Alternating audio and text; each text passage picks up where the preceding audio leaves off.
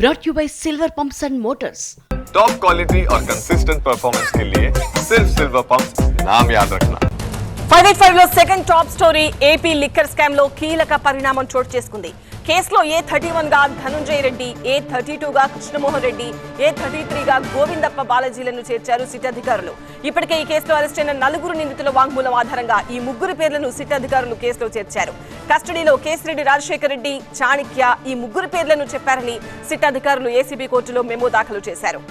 ఈ కేసులో తమ పేర్లను చేర్చక ముందే గత వైసీపీ ప్రభుత్వ హయాంలో సీఎంఓలో సెక్రటరీగా పనిచేసిన ఐఏఎస్ అధికారి ధనుంజయ రెడ్డి, మాజీ సీఎం జగన్ ఓఎస్డీ కృష్ణమోహన్ రెడ్డి, భారతీయ సిమెంట్స్ డైరెక్టర్ గోవిందప్ప ముందస్తు బెయిల్ కోసం సుప్రీంకోర్టును ఆశ్రయించారు. అయితే ఈ 3కి మధ్యంతర బెయిల్ ఇచ్చేందుకు ధర్మాసనం నిరాకరించింది. బుధవారం ఏపీ హైకోర్టులో విచారణ ఉన్నందున జోక్యం చేసుకోబోమని సుప్రీంకోర్టు స్పష్టం చేసింది. దీంతో సిట్ అధికారులు ఈ 3ని ఇవాళ లిక్కర్ కేసులో నిందితులుగా చేర్చారు. లిక్కర్ స్కామ్ లో నెక్స్ట్ ఏం జరగబోతోంది అనే ఉత్కంఠ అయితే కొనసాగుతోంది. A1 Kesireddy Rajasekhar Reddy, A8 Chanakya, A6 Sajjala Sridhar. Abhi చిన్న కన్ఫ్యూజన్, ఫ్లాట్ కొనాలా సైట్ కొనాలా? కన్ఫ్యూజన్ ఎందుకు, ఒక రియల్ ఎస్టేట్ ఎక్స్పర్ట్ తో మాట్లాడు. ఎలా? బాస్ వాలా be the boss.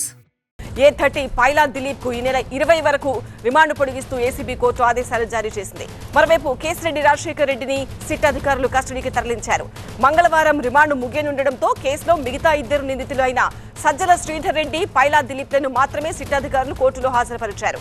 Kesireddy Rajasekhar Reddy, Chanakya కస్టడీలో ఉన్నట్టు కోర్టుకు అధికారులు తెలిపారు.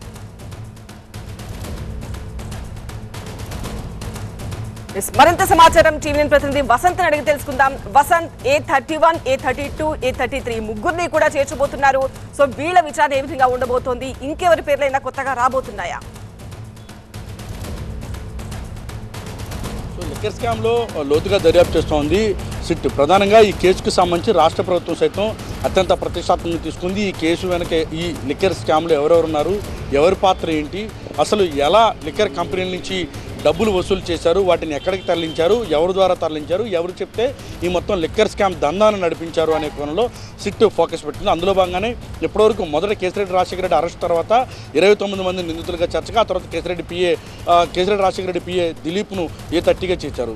అనంతరం అనూహ్య పరిణామాల నడుమున A31గా నాడు సీఎంఓలో కీలకంగా వ్యవహరించినటువంటి A31గా ధనుంజయ రెడ్డిని, A32గా జగన్మోహన్ రెడ్డి ఓఎస్డీగా పనిచేసినటువంటి కృష్ణమోహన్ రెడ్డి, అలాగే A33గా భారతీయ సిమెంట్స్లో చార్టెడ్ అకౌంటెంట్గా ఉన్న ఆడిటర్గా ఉన్నటువంటి గోవిందప్ప బాలాజీని సిట్ అధికారులు నిందితులుగా చేర్చారు. ఈ సంఖ్య మరింత పెరిగేటటువంటి అవకాశం ఉంది అనే ప్రధానంగా సిట్ అధికారులు చెప్తున్నారు. ఎందుకంటే దాదాపు గత 5 ఏళ్ల పాటు లిక్కర్ స్కామ్లో అక్రమాలకు పాల్పడ్డారు. సెలెక్టివ్ బ్రాండ్స్ని కొన్ని కంపెనీల ద్వారా మార్కెట్లోకి ఇంప్లిమెంట్ చేసి ఏపీబీఎస్ఎల్ ద్వారా మొత్తం ఈ తతంగాన్ని నడిపించారు.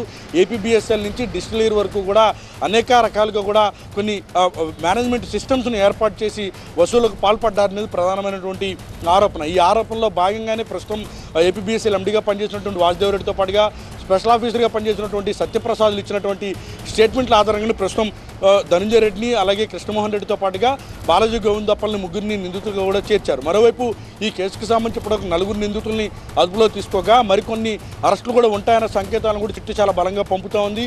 ఈ సంఖ్య మరింత పెరిగేటటువంటి అవకాశం అయితే ఉంది. మరోవైపు ఈ 3కి సంబంధించి ఇప్పటివరకు కేవలం కన్ఫెషన్ ఆధారంగా మాత్రమే వారికి సంబంధించినటువంటి పేర్లను రిమాండ్ రిపోర్ట్లో చేర్చగా, అనూహ్యంగా ఈరోజు వారిని నిందితులుగా చేరుస్తూ ఏసీబీ కోర్టులో మెమో దాఖలు చేశారు. మరోవైపు ఇదే కేసులో వీరు అరెస్ట్ చేస్తారన్న ఆందోళనతో ఇప్పటికే హైకోర్టులో ఆశ్రయించారు ముందస్తు బెయిల్ పైన. రేపు దానిపైన విచారణ జరగబోతోంది.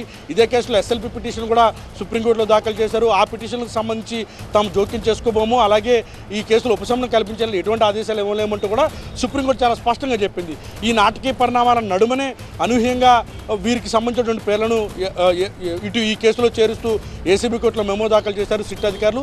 సో ప్రస్తుతం ఏ రకంగా సిట్ ముందుకు వెళ్ళబోతా ఉందనేటువంటి ఆసక్తి నెలకొంది. రేపు ఏపీ హైకోర్టులో కూడా విచారణ జరగబోతున్నటువంటి నేపథ్యంలో వీరికి ఉపశమనం లభిస్తుందా లేదా, లేకపోతే విచారణకు సహకరించాలంటూ గతంలో మిథున్ రెడ్డికి కొన్ని ఆదేశాలను సుప్రీంకోర్టు ఇచ్చినటువంటి నేపథ్యంలో ఆ దిశగానే ముందడుగు పడుతుందా, లేక సిట్ అధికారులు ఈ కేసులో విచారించేందుకు ముందుకు రావాలి, ఖచ్చితంగా ప్రత్యక్షంగా హాజరు కావాలంటూ కూడా కోర్టు ముందు విన్నవించేటటువంటి అవకాశం ఉందని కూడా మనకి సమాచారం అందుతోంది.